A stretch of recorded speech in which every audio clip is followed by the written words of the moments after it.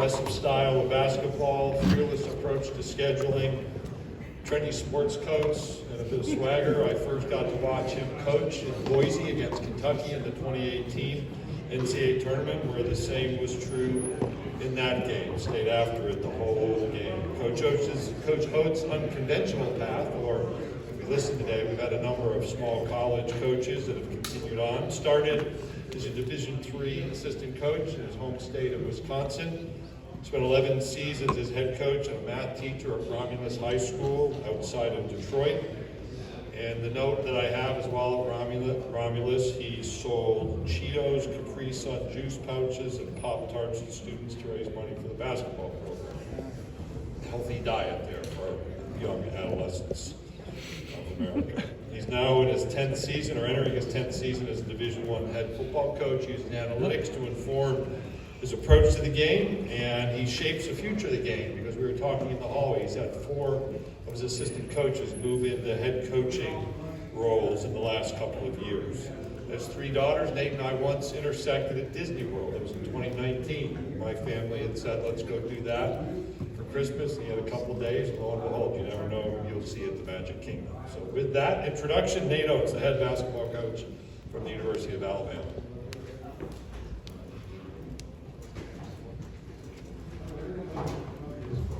Thanks, Greg. It's true, RFK Jr. would not be happy with my 7-Eleven I sold in the classroom. So we're not that healthy, and I have 3 girls, so we made plenty of trips to Disney. Enjoyed it, but looking forward to talking about our team this year. So I'll open with a quick statement. So we, I think last year we were picked 5th. We've been picked 5th 3 times now. We won the SEC regular season tournament, 2 of those, and made a Final Four in the other one. So I was hoping maybe we get picked 5th again, because it's worked out well for us. Our roster's not such that anybody's picking us 5th. So people have asked me, would we rather come in under the radar and surprise people, or, you know, obviously we got picked in the AP poll 2nd, or be picked to win. I'd say I'd much rather have the roster I currently have and deal with where we picked, and we'll have to create some other type of motivational factors, because we won't have a chip on our shoulder from getting picked 5th or whatever. So, but the games still have to get played on the court, and there's some really good teams in this league. You know, look at South Carolina, who was picked to finish last year, and tied 2nd with us last year. So I think some of the teams that maybe some people thinking aren't going to be as good are going to be pretty good. And there's 9 teams ranked in the top 25 in the league, which is more than anybody in the country. I think it speaks to the level of coaching going on in our league and the level of athletes we've been able to get in the SEC. So we put together a really tough non-conference schedule to prepare us for the tough SEC schedule. You know, we've got 15 of our 31 games will be against teams in the preseason top 25. So it'll get us ready to go, and we should come right out of the gate with a pretty tough schedule. So looking forward to the year, though, so I'll open it up for some questions if you have something. Raise your hand if you have a question. Remember to identify yourself and outlet you represent when you ask your question. Let's start in the way back last row, I think. And Myron McKeff, ESPN.com. How tough is this SEC landscape in this league compared to the rest of the conference with all the talent coming back? Yeah, I think it's real tough. I mean, look at some of the better players coming back in the league, and sure, even some better players in the country that have transferred into the league.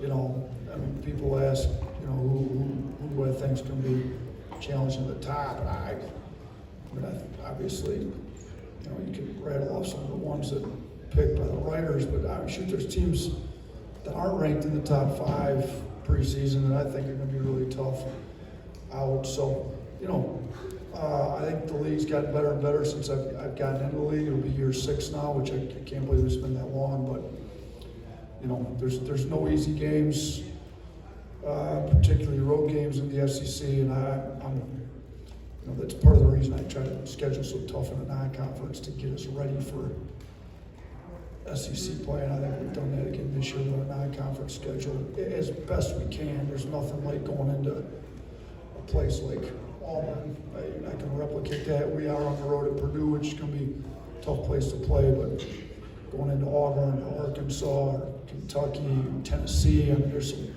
really tough road venues with some very good coaches and really good teams in this league. Next question, standing up on the right. Mine is CMC 13 in Birmingham. I was going to ask you about being not picked fifth, but you handled that in the opening statement. Just this Final Four run, we're talking to your players. They said that's in the past. You using that at all, or new season, you're not thinking about that? I mean, we obviously used it in the recruiting to get some of them here, but I don't really want to talk about that much with the team. I kind of told them we had the celebration Friday where we raised the banner and gave out the rings. And the issue is 8 out of our 13 scholarship guys weren't here last year. So, and that was last year. It's kind of old news. It's great for the program, for the fans, for the university to be able to celebrate it, but it has nothing to do with what we've got going on this year. So we're trying to flip the page, move on, not really address it. You know, it was nice. It was great. It's good for our league. It's good for our school. Good for our program. But we got to focus on what we got to do this year, and that's what we're trying to get our guys' minds at. Okay, next question, fourth row, on, toward the end, and then we'll come down here to the first row. Coach Oats, you and your you clearly had a vision. You and your staff clearly had a vision for this roster, and you know, like you said, a lot of new players being taken in. Has there been anything that's really, you know, through those evaluations, has there been anything that surprised you about this team in the first few months of practice thus far?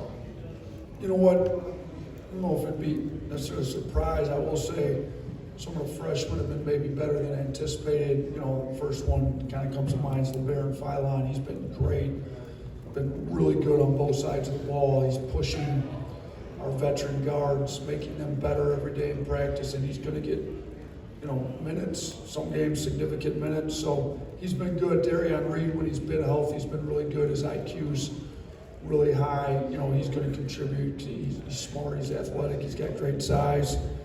Charles been maybe better than what we thought. And then, you know, even some of the transfers that have come in, just like the leadership, you hope you get really good, high-character guys, and you do enough research, and you try to get those guys, but these guys have been better than even what we thought they were going to be. You know, Chris has been an unbelievable leader.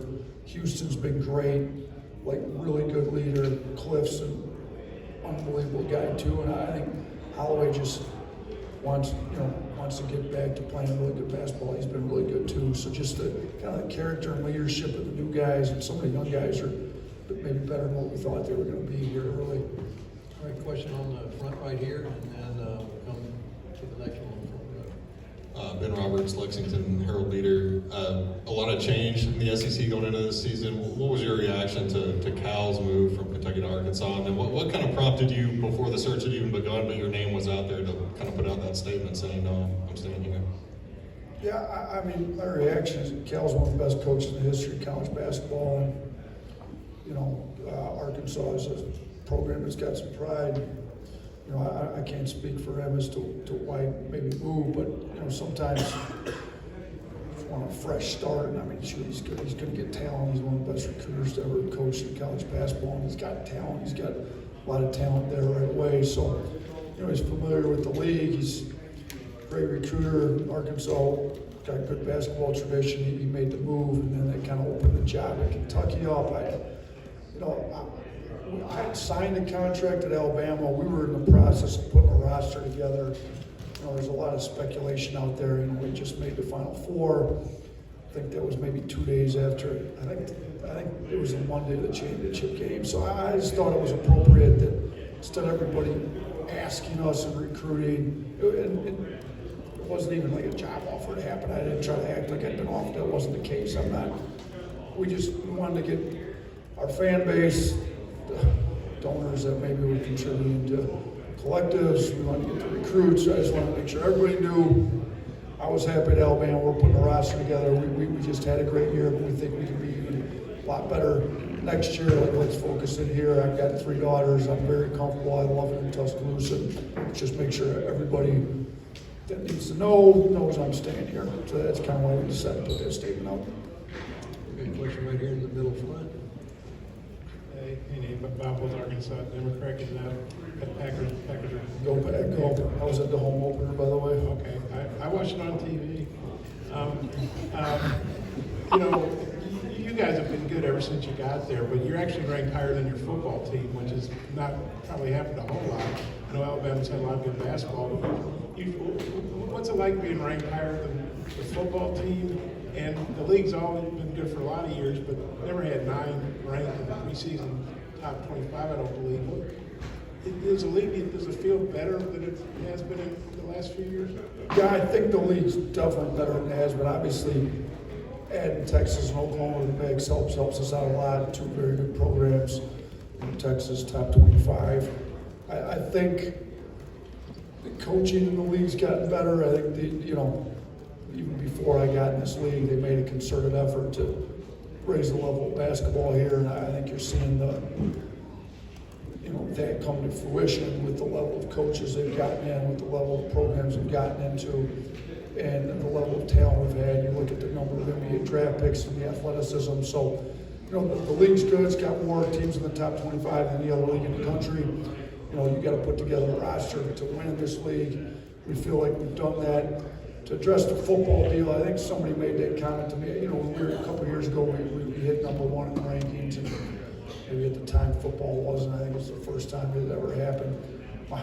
My answer then, and it kind of still the same. Like, look, the level that the football program at Alabama has been at for an extremely long time, particularly since Coach Saban took over, is ridiculous. So, just the amount of times they've been ranked in number 1, top 5 is absurd. We're just trying to get the basketball program up to a championship level. There's 6 programs at Alabama that have won national championships. Basketball's not one of them. We're trying to get it to that level. We feel like we're at a level we can compete for one. It's really hard to win one, but we're still 18 national championships behind football, and there'll be 12 teams going to the playoffs. And I'm assuming that Coach DeBoer is going to have his team in that 12. They look pretty good. When I was at that game against Georgia, I think we see how good they can be, and I don't know where they're ranked. I'm not really paying attention to it. I think what matters is that they get in the top 12 at the end of the season, go on a run and try to win a national championship. We're going to try to get our ranking as high as we can, go into the NCAA tournament, make a run, try to win a national championship in basketball as well. Next question, we're going to go 4th row, right there in the middle, and then we'll come to the 3rd row on the right. Nate Kelly, L.com. Nate, as far as managing minutes this season, what is the message you're giving to your guys, and what kind of mindset do you want them to have? Yeah, a couple things. One is, we keep telling them it's not about how many points and this and that. Like, are we better with you on the floor? So, is our offensive efficiency better with you on the floor than when you're not? Is our defensive efficiency better with you on the floor? So guys don't necessarily have to average high number of points for our offense to be better on the floor. You're a great screener, you play hard, you go to the old boards, you do this. So we're going to try to reward effort, reward winning plays. The other thing is there's going to have to be some sacrifices made to win championships. Like the depth, the potential for us to be a very deep team is there. We've got talent. In order to build the depth, you're going to have to get guys some playing time. So there's some guys that even last year were big parts of what we're doing that are going to have to take some fewer minutes this year in order to build our depth. It's more about what you do in your minutes than it is about how many minutes you play. It's more about what you do in the shots that you get than how many shot attempts you actually take. So, we're pressing that now. We haven't got to a game and minutes haven't got divvied up yet, but I think we've got guys that have a chance to be pros, and they would be better off playing fewer minutes and being more efficient in their fewer minutes than they would play in higher minutes. So, we're going to obviously keep coaching that, teaching it, talking about it, but there's going to be plenty of games where a lot of the roster's not playing as many minutes as they want. We're just hopefully our character takes over and whatever's best for the team, and let's make sure we're locked into doing what's best for this team. And kind of go back to a word we stole from softball last year. Coach Murphy came and spoke to the team. Their deals with Mudita, we actually got it on our rings, but Mudita is vicarious joy through someone else's success. Can I be as happy when my teammate scores 20 as when I score 20. Can I be as happy when he gets, X number of minutes as when I do? So hopefully we can, take a hold of that with Dita like we did last year. I thought that was pretty good at the end of the year last year for us. Okay, third row, right here, I think we have two questions right here on the third row on the right. Both of y'all have a question? Okay, go ahead. James Fletcher from On 3. I wanted to ask you, the last couple of years, your rosters have kind of been built around players who transferred in and filled a position of need and then came back for another season under your system. So how valuable is that, and how much can Sears, Nelson, Reitzel, those guys lead the program, and now that they've learned what you want on the floor? Yeah, I think all three of those guys, Reitzel and Nelson going into year 2, Sears been here multiple years. But all three of those guys are much more comfortable this year than they were last year in the system. They're doing a really good job coaching the younger guys up, what to look for, what to need. Grant's a lot more vocal, Reitzel's a lot more vocal, Sears a lot more vocal. So I think it's big that you get, in college basketball, it's important to be older, but I think you also need good young talent in. Well, if you can get the older guys to really bring the young talent along, I think those guys are doing that because some of our freshmen are playing really well. I think they're getting mentored pretty well by some of those veteran guys that have been with us. Okay, other question on the third row? Go ahead.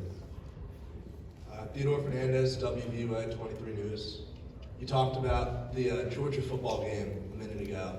We saw all the recruits that you had at that game, and we've seen all the recruits that have come through Tuscaloosa, especially the past couple of years. What's it say about where this program is that you can bring so many guys in the door? You're bringing in such elite talent. Yeah, I can't speak to the particular recruits, but I'll say this, the recruiting's going really well.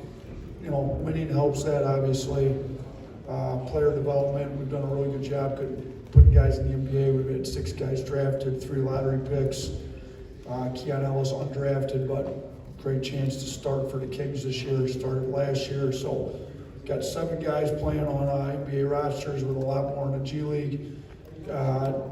Recruits are looking to be developed for the next level. I think we're doing a better job of that than most places in the country, and I think it speaks to the level of recruiting we've been able to get it to. And University of Alabama's athletic department, arguably one of the best in the country, and we're getting basketball up to the standard that a lot of the other sports in Alabama have been at, and recruiting's falling in line with where we've got the program to. All right, let's come down to the front row. Right here, we've got a couple waiting, and then we're going to go back to you in the way back there in the center. Hey, Coach. AP instead of AP, Kelly, as we see it. Coach, what new skills have you brought with this recruiting talent this year, and what did you do this summer to get better as a coach? Yeah, so the new skills with the new recruits we've got in, we've got 8 new guys in. I think the biggest area we tried to address this offseason was like defensive rim protection. Bringing in Cliff and Aiden Sherrill both is going to be big, but we also brought in some long athletic defenders. We were the number 1 scoring team in the country last year. Our offense wasn't our problem. Our defense was our issue. So everybody we brought in needed to be able to impact the game on the defensive end. So you look at the transfers we brought in, Cliff, maybe best shot blocker in the country. Chris Youngblood, ultimate competitor. Houston Millette, long athletic defensive guy. The freshman Darion Reed, super versatile. Aiden Sherrill, rim protector. Baron Philon's been maybe our best 2-way guard every day in practice. So that's what we were looking to do. That's what we addressed in our recruiting needs this offseason. I think we did a good job of it. What did I do to get better in the offseason? I'm always trying to study NBA stuff, European stuff. I've been to 2 different training camps, went and spent some time with another NBA team, talked to some NBA coaches, just what are they doing? We're always trying to stay a step ahead. I feel like people are chasing us and how we play. We led the country in scoring last year, so how can we continue to get better? So, one of the training camps I went to was the Knicks. I think Thibodeau was one of the best defensive coaches in the league. We needed help on our defense, so I did spend some time with some offensive coaches in the NBA, but we also tried to shore up our defense. One of my assistant coaches I hired, Brian Adams, came from the NBA. He's with Doc Rivers for a long time. He worked under Tibbs in Boston when they won the championship. Not this past year, the previous one they won. So I think, I'm learning from him. He's doing a good job with our defense. I tried to learn from some NBA guys, met with some European coaches, studied some European stuff. So what I typically do in the off season, it's pretty typical off season for me. Okay, question right here in the front, and then the last question is going to be in the center, in the way back. Coach Drew DeArmond, WCC and Radio, Huntsville, Alabama. I wanted to kind of piggyback, kind of tell us a little bit about Brian Adams. I know you're very meticulous in filling that staff spot. And then also, how healthy is your team going into the exhibition opener against Wake Forest? Yeah, we interviewed a handful of guys. I was very meticulous, methodical. I didn't rush to make the hire. When Austin got the job with Texas San Antonio, it kind of left the roster spot open. Our biggest need was defense. Charlie Henry had done a great job running our defense for 4 years. He had his top 3 in the country 2 out of those 4 years, and we weren't anywhere close to that last year. And that falls on me as a coach. So I need to get somebody in here to help do it. So everybody we interviewed just basically told them, like, if you can't coach a top 5 defense in the country, don't bother applying or talking to me. So we kind of narrowed it down, went through some Zooms with my staff, with a few guys. I thought Brian's run a defense, he's done it in the NBA, he's been a G League head coach. He's coached in college though before. He's at 2 different colleges, so he had some college experience. I think he's, he works extremely hard. He's a big video guy. He's doing a great job with that. Our defense is going to be markedly improved from last year. Doing part to him, doing part to getting the roster. Roster's more important than the coaches, but we do have to have a coach that knows what he's doing. I think he's doing a great job. And then health-wise, going into Friday's exhibition against Wake Forest here in Birmingham, Youngblood's out till sometime in December, so he won't be available. Anybody that watched our inter-squad scrimmage last Friday, Reitzel and Aiden Sherrill were both out. I don't anticipate either of them being back by the Wake Forest scrimmage. Hopefully, Reitzel will be back by the Memphis scrimmage up in Huntsville, and then maybe Aiden Sherrill we're hoping to get back by game 1. Other than that, we should be good to go on Friday. Okay, last question, center back. Simon Williams with Fox 4 News in Huntsville. A question about that exhibition in Huntsville. Could you speak on the opportunity of taking on likely a preseason conference favorite in Memphis and the value of playing that regional site up in Huntsville and expose the program North Alabama, what it means to the program as well? Yeah, we played Memphis in the past. We had a series with them. I'd like to continue to play them. Hopefully we can schedule a series close, being right there in Memphis. Penny does a great job recruiting really good talent in there. Huntsville is somewhere, kind of between us and Memphis, so I thought it made sense. I like to play different places in the state. Huntsville's, I think they might be the biggest city in the state now. I think somebody told me that. So there's a lot of people up there that are Alabama fans up in Huntsville that we want to get in front of. We weren't able to schedule a regular season game up there, so I thought this was the next best alternative to go play an exhibition. And I'm looking forward to it. Mark Sears from Russell Shoals up that way towards Huntsville. We've had players come out of there. John Petty was a great player for us from up there. There's recruits. We had good basketball up there in Huntsville, so we wanted to make sure we got up that way. Memphis is a good team to play. I'm looking forward to it. We got Wake Forest this Friday in Birmingham. We also got a regular season game against Illinois in Birmingham, and then the game up there in Huntsville. And then last year, we were able to go down and play. 2 years ago, we went down to Mobile. Sorry, they're running together now. Played South Alabama at Mobile, but we've tried to get to different places in the state year to year. Obviously, trying every year to get to Birmingham and go to some different ones throughout the course of the year. So, looking forward to it. Appreciate you guys. We'll see you during the year.